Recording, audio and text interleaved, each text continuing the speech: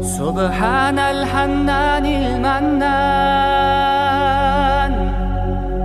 سبحان الملك الديان، المعروف بالإحسان